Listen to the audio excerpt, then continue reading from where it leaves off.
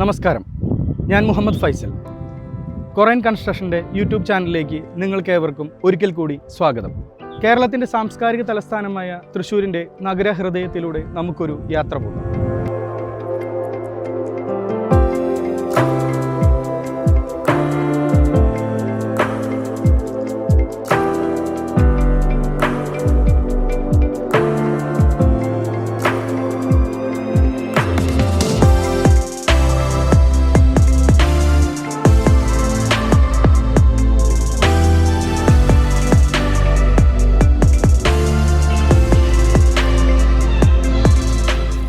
നമ്മളിപ്പോൾ തൃശ്ശൂർ പാലക്കാട് സ്റ്റേറ്റ് ഹൈവേയിൽ നിന്ന് റൗണ്ടിലേക്ക് പ്രവേശിക്കുമ്പോൾ ഇടതുവശത്ത് ജില്ലാ ആശുപത്രിയിൽ നിന്നാണ് തുടങ്ങുന്നത്.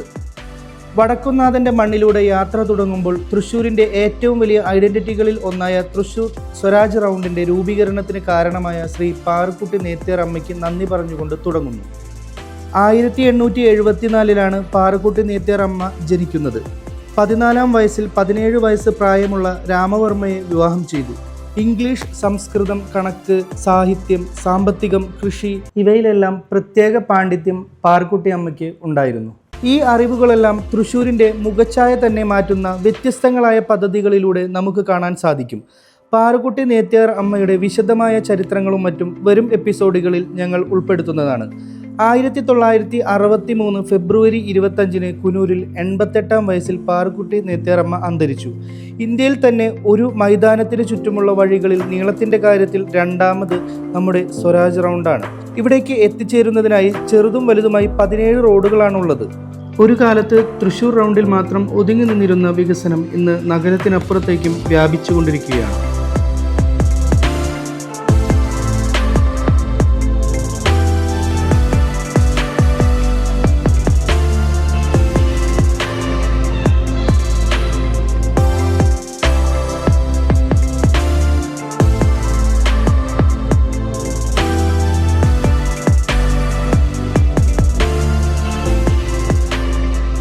നമ്മളിപ്പോൾ നിൽക്കുന്നത് തൃശ്ശൂർ പുത്തൻപള്ളിയുടെ മുന്നിലാണ്.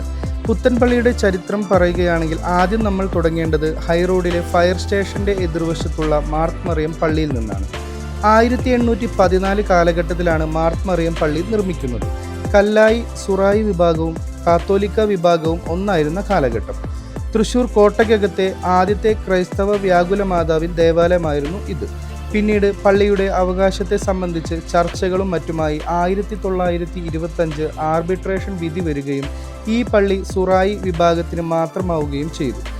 പട്ടണമധ്യത്തിൽ കോട്ടയ്ക്കകത്ത് കത്തോലിക്കർക്ക് ഒരു ദേവാലയം വേണം എന്ന തീവ്ര ശ്രമങ്ങൾക്കൊടുവിൽ ശ്രീമാൻ ചാലക്കൽ റപ്പായി ഉണ്ണി വക്കീലിൻ്റെ നേതൃത്വത്തിൽ ഒരു നിവേദക സംഘം അന്നത്തെ കൊച്ചി മഹാരാജാവായിരുന്ന രാമവർമ്മ മഹാരാജാവിനെ കാണുകയും നിവേദനം സമർപ്പിക്കുകയും ചെയ്തു.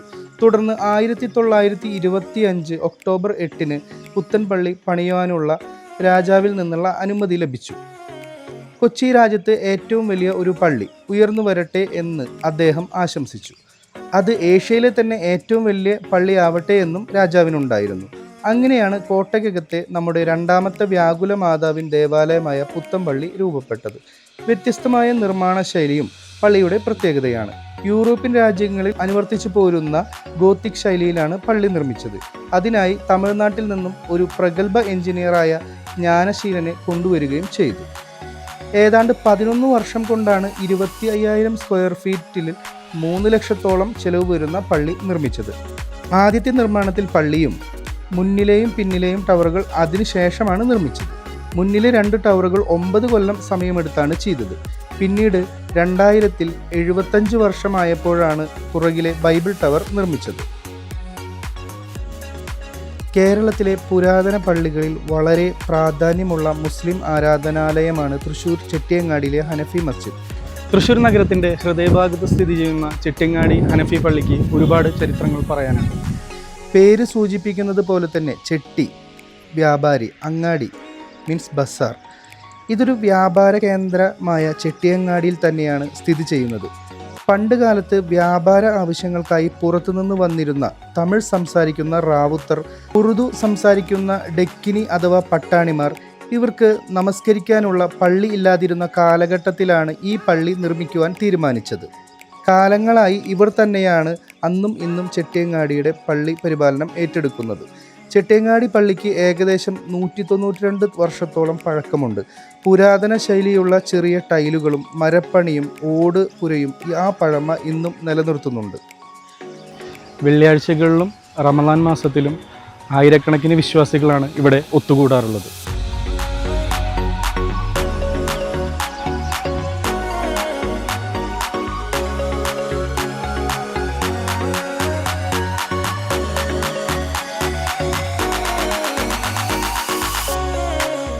ജാതിമത ഭേദമന്യേ തൃശ്ശൂരിലെ എല്ലാ ജനങ്ങളും ഒത്തുകൂടുന്ന ഒരു കേന്ദ്രം കൂടിയാണ് ഇത്. എല്ലാ വിശേഷ ദിവസങ്ങളും അതിൻ്റേതായ ഏറ്റവും മഹത്തമായ രീതിയിൽ തന്നെ ആഘോഷിച്ചു പോരുന്ന തൃശ്ശൂർക്കാർക്ക് ഈ റൗണ്ടും അതിനോട് ചുറ്റപ്പെട്ട് കിടക്കുന്ന ഈ സ്ഥലവും വളരെ അനുഗ്രഹം തന്നെയാണ്. ഇതിനിടയ്ക്ക് യാദൃശികമായി ഞാൻ എൻ്റെ സുഹൃത്ത് നീരജിനെ ഇവിടെ കാണാനും ഇടയായിട്ടുണ്ട്. അദ്ദേഹത്തിനോട് നമുക്ക് കുറച്ച് കാര്യങ്ങൾ ഈ തൃശ്ശൂരുമായി ബന്ധപ്പെട്ട കാര്യങ്ങളെക്കുറിച്ച് ഒന്നും കൂടി സംസാരിക്കാം. നമസ്കാരം നീരജ്, എന്തൊക്കെയാണ് വിശേഷം? സുഖമായിരിക്കും. ഓക്കെ, എന്താണ് നീരജ്, നമുക്ക് ഈ തൃശ്ശൂരിൻ്റെ ഈ വടക്കുന്നാഥൻ, അല്ലെങ്കിൽ നമ്മളിവിടെ എല്ലാവരും പറയുന്നത് സാംസ്കാരിക നഗരമാണ് തൃശ്ശൂർ എന്ന്, ഇതിനെ കുറിച്ച് നീരജിൻ്റെ ഓർമ്മകൾ അല്ലെങ്കിൽ നീരജിൻ്റെ അനുഭവങ്ങൾ എന്തൊക്കെയാണ്? എൻ്റെ അനുഭവങ്ങളോ ഓർമ്മകൾ എന്താണെന്ന് വെച്ച് കഴിഞ്ഞാൽ എൻ്റെ പ്രായത്തിനനുസരിച്ചുള്ള അനുഭവങ്ങളോ ഓർമ്മകളെ എനിക്ക് പറയാൻ പറ്റൂ. എന്നിരുന്നാലും ഞാൻ മനസ്സിലാക്കിയെടുത്തോളം പരശുരാമനാൽ സൃഷ്ടിക്കപ്പെട്ട 108 ശിവക്ഷേത്രങ്ങളിലെ ആദ്യത്തെയാണ് ഈ വടക്കുന്നാഥ ക്ഷേത്രം. അത് യുനെസ്കോ അംഗീകാരം കൂടി കിട്ടിയിട്ടുണ്ട്. അതാണ് ഏറ്റവും വലിയ ഹൈലൈറ്റ് എന്ന് പറയാൻ. മതസൗഹാർദ്ദത്തിന് ഏറ്റവും കൂടുതൽ ശക്തി പ്രാപിച്ചുകൊണ്ട് ഈ നഗരത്തിൽ നമ്മുടെ ഈ മണ്ണിൽ നിന്നുകൊണ്ട് ഈ ഇടതുവശത്ത് നിന്ന് നോക്കിയാൽ കാണുന്ന നമ്മുടെ ഈ പുത്തമ്പള്ളിയും വലതുവശത്ത് നോക്കി കഴിഞ്ഞാൽ കാണുന്ന നമ്മുടെ ചെട്ടിയങ്ങാടി പള്ളിയും വലിയ ഒരു ഉദാഹരണം തന്നെയാണ്. ഈ ഇവിടെ നിന്ന് കിട്ടുന്ന ഒരു സന്തോഷം, ആ ഒരു സമാധാനം, അത് പറഞ്ഞറിയിക്കാൻ പറ്റാത്തതാണ്.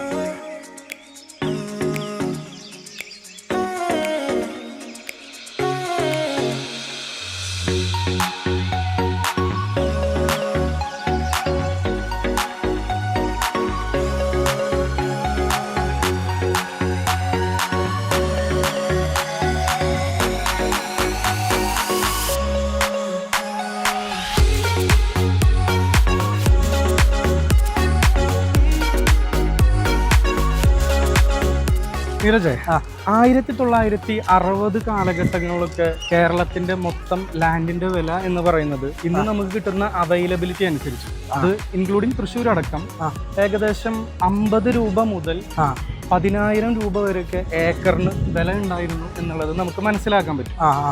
അപ്പൊ നീരജിന്റെ ഓർമ്മയിൽ ഇപ്പൊ ഏകദേശം എത്ര രൂപയാണ് നീരജിന്, തൃശ്ശൂർ ടൗണിൽ ഹൃദയഭാഗത്ത് തന്നെ താമസിക്കുന്ന ഒരാളാണ് നീരജ്, അപ്പൊ നീരജിന്റെ ഓർമ്മയിൽ എത്ര രൂപയാണ് നീരജിന് ഏറ്റവും കുറഞ്ഞ വിലയായിട്ട്, അല്ലെങ്കിൽ നീരജിന്റെ ഓർമ്മയിൽ ഏറ്റവും കുറഞ്ഞ വിലയായിട്ട് ലാൻഡിനൊക്കെ ഒരു സെന്റിനോ ഏക്കറിനോ അങ്ങനെ തോന്നുന്നത്?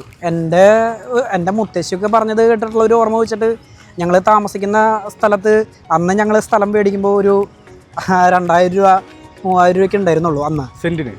അന്ന് ഇപ്പൊ നമ്മൾ താമസിക്കുന്ന ആ സ്ഥലത്ത് ഒരു 30 ലക്ഷം 35 ലക്ഷം രൂപ ആ ഒരു റേഞ്ചിലേക്ക് എത്തിയിട്ടുണ്ട്. തൃശ്ശൂരിൻ്റെ ഇപ്പോൾ പല നഗരത്തും ഇപ്പോൾ 1 കോടി 2 കോടി രൂപയുടെ അവിടേക്കൊക്കെ മാറ്റങ്ങൾ വന്നിട്ടുണ്ട്. അപ്പോൾ ആ ഒരു കാലഘട്ടത്തിന്റെ മാറ്റങ്ങൾ ഒത്തിരി ഉണ്ടായിട്ടുണ്ട് നമുക്കിടയിൽ. ഇപ്പൊ നമ്മളുടെ നഗരത്തിൽ തന്നെ, ഇപ്പൊ നമ്മൾ നിൽക്കുന്നതിന്റെ പ്രദേശത്ത് തന്നെ ഏകദേശം ആർ വാല്യൂ ആയിട്ട് 90 ലക്ഷത്തിന് മുകളിലൊക്കെ റേറ്റ് ഗവൺമെന്റ് ഒഫീഷ്യലി റേറ്റ് വന്നിട്ടുണ്ട്, നമുക്ക് മനസ്സിലാക്കാൻ സാധിക്കുന്നുണ്ട്. അപ്പൊ ഇനി ഇവിടെ റിയൽ എസ്റ്റേറ്റ് മൊത്തത്തില് ഞാൻ ഇതെല്ലാം ചോദിക്കുന്നതിന്റെ ഒരു കാരണം, ബിൽഡിംഗ് മെറ്റീരിയൽസുമായി ബന്ധപ്പെട്ട ഒരു മേഖലയിൽ നീരജ് വർക്ക് ചെയ്യുന്നത് കൊണ്ട് അതിന്റെ ഒരു ഡെവലപ്മെന്റ് നീരജിന് നിത്യേന കാണാൻ പറ്റുന്നതാണ്. അപ്പോൾ ഇനി തൃശ്ശൂരിന്റെ ഒരു ഫ്യൂച്ചർ എങ്ങനെയാണ് നീരജ് പ്രെഡിക്റ്റ് ചെയ്യുന്നത്? ഞാൻ ഫ്യൂച്ചർ കാണുകയാണെന്നുണ്ടെങ്കിൽ ആദ്യകാലത്തൊക്കെ കൊച്ചി പോലുള്ള വലിയ നഗരങ്ങളിലാണ് ഏറ്റവും കൂടുതൽ ആളുകൾ ചേക്കേറിക്കൊണ്ടിരുന്നത്. എന്നാൽ അതിൽ നിന്നൊക്കെ വ്യത്യസ്തമായിട്ട് ഇന്ന് തൃശ്ശൂർ ടൗണ്, തൃശ്ശൂർ ഈ സറൗണ്ട് ബേസ് ചെയ്തിട്ടാണ് ആൾക്കാർ തിങ്ങിക്കൂടി വരുന്നത്. അത് നമുക്ക് നോക്കിയാൽ മനസ്സിലാവും. ഏതൊരു ആഘോഷമാണെങ്കിലും, ഓണായാലും തൃശ്ശൂർ പൂരമായാലും ഏതൊരു ആഘോഷമായാലും ജനങ്ങൾ തിങ്ങി നിറഞ്ഞുകൊണ്ടിരിക്കുകയാണ്. ജനങ്ങളെ ഇവിടെ ചേക്കേറിക്കൊണ്ടിരിക്കുകയാണ്. അത് തന്നെ ഏറ്റവും വലിയ ഉദാഹരണമാണ്. ഇനി വരും കാലഘട്ടത്തിൽ ഈ പറഞ്ഞ റിയൽ എസ്റ്റേറ്റ് മേഖലയിൽ നല്ല മൂവ്മെൻ്റ് ആണ് ഇനി ഉണ്ടാകാൻ പോകുന്നത് തൃശ്ശൂർ, ഒരു സംശയമില്ല. ഓക്കെ, ഫൈസി അറിയാൻ വേണ്ടി ചോദിക്കുകയാണ്. ഒരുപാട് ആൾക്കാർ ഇപ്പോൾ യൂട്യൂബ് ചാനൽ തുടങ്ങിയിട്ടുണ്ട്. അതുപോലെ തന്നെ ഫൈസിയും ഇപ്പോൾ യൂട്യൂബ് ചാനൽ തുടങ്ങാനുള്ള കാരണം എന്താണെന്ന് അറിഞ്ഞാൽ കൊള്ളാം. അതിൻ്റെ കാരണം എന്ന് പറഞ്ഞാൽ, നമ്മൾ നിരന്തരമായിട്ട് നമ്മൾ കോണ്ടാക്ട് ചെയ്യുന്ന നമ്മുടെ കസ്റ്റമേഴ്സ്, ഇവരെല്ലാവരും ഒരു ലാൻഡിൻ്റെ പ്രൈസ് എങ്ങനെയാണ് നിർണ്ണയിക്കുന്നതെന്ന് ചോദിക്കുമ്പോൾ പലപ്പോഴും നമ്മൾ അതിനുള്ള റീസൺ എപ്പോഴും അവർക്ക് പറഞ്ഞു കൊടുക്കാറുണ്ട്. അതിലുപരി നമ്മൾ തന്നെ ഒരു റെഫറൻസിന് വേണ്ടി നോക്കുമ്പോൾ കഴിഞ്ഞ കുറേ വർഷങ്ങൾക്ക് മുമ്പിലുള്ള ലാൻഡിൻ്റെ വിലകളൊന്നും നമുക്ക് കൃത്യമായിട്ട് ആധികാരികമായിട്ടുള്ള രേഖകളായിട്ട് കിട്ടുന്നില്ല. അപ്പോൾ ഇനി വരുന്ന തലമുറയ്ക്ക് ഇവിടെ എത്രയാണ് ഒരു ലാൻഡിൻ്റെ വില, അത് ഈ യൂട്യൂബ് ചാനലോ അല്ലെങ്കിൽ ആ ഒരു ഡിജിറ്റൽ പ്ലാറ്റ്ഫോമിലുള്ള കാലഘട്ടം വരെ അവർക്ക് അവൈലബിൾ ആയിരിക്കണം എന്നുള്ള ഒരു ചിന്ത നമുക്കുണ്ട്. പിന്നീട് നമ്മളുടെ തൃശ്ശൂർ, അതേപോലെ തൃശ്ശൂരിലെ നമ്മളുടെ ചരിത്രങ്ങളൊന്നും ഇപ്പോൾ ആരും അത് എത്രത്തോളം ശ്രദ്ധിക്കുന്നൊന്നുമില്ല. പണ്ടത്തെ ഇപ്പോൾ നമ്മൾ നേരത്തെ ഒരു കുറച്ച് മുമ്പ് വരെ നമ്മൾ ഡിസ്കസ് ചെയ്ത നമ്മളുടെ അമ്മാമ്മ പറഞ്ഞു തന്ന 2000 രൂപ എന്ന് പറയുന്നത് ആ ഒരു ലാൻഡിൻ്റെ വിലയൊന്നും ഇന്ന് അങ്ങനെ പറഞ്ഞു കൊടുക്കാനൊന്നും പലർക്കും ആളുകളില്ല. അപ്പോൾ അവരെല്ലാവരും ഇപ്പോൾ ലേറ്റസ്റ്റ് ആയിട്ട് വരുന്ന ChatGPT അങ്ങനെയുള്ള പല റെഫറൻസുകളിലൂടെയൊക്കെയാണ് ആളുകൾ സംസാരിച്ചുകൊണ്ടിരിക്കുന്നത്, അല്ലെങ്കിൽ അവരുമായിട്ടാണ് കമ്മ്യൂണിക്കേറ്റ് ചെയ്യുന്നത്. അപ്പോൾ നമ്മളുടെ നാട്ടിൽ ഇപ്പോൾ തൃശ്ശൂർ പോലത്തെ ഒരു സ്ഥലത്ത് ഇപ്പോൾ നമ്മൾ പറഞ്ഞ പോലെ ഒരുപാട് ഈ സാംസ്കാരിക നഗരം എന്ന് പറയുന്നതിൻ്റെ കാരണം തന്നെ ഒരുപാട് ചരിത്രങ്ങളും ഒരുപാട് കണ്ടെത്തലുകളും അതുപോലെ തന്നെ നമ്മുടെ നാട്ടിൽ ഉണ്ടായിട്ടുണ്ട്. തീർച്ചയായിട്ടും അവിടെയെല്ലാം ഒരു ദിവസം കൊണ്ടല്ല തൃശ്ശൂർ നഗരം എന്ന് പറയുന്നത് രൂപപ്പെട്ടിട്ടുള്ളത്. അത് ഒരുപാട് പേരുടെ പ്രയത്നങ്ങൾ കൊണ്ടും കഷ്ടപ്പാടുകൾ കൊണ്ടും ഒക്കെ തന്നെയാണ് വന്നിട്ടുള്ളത്.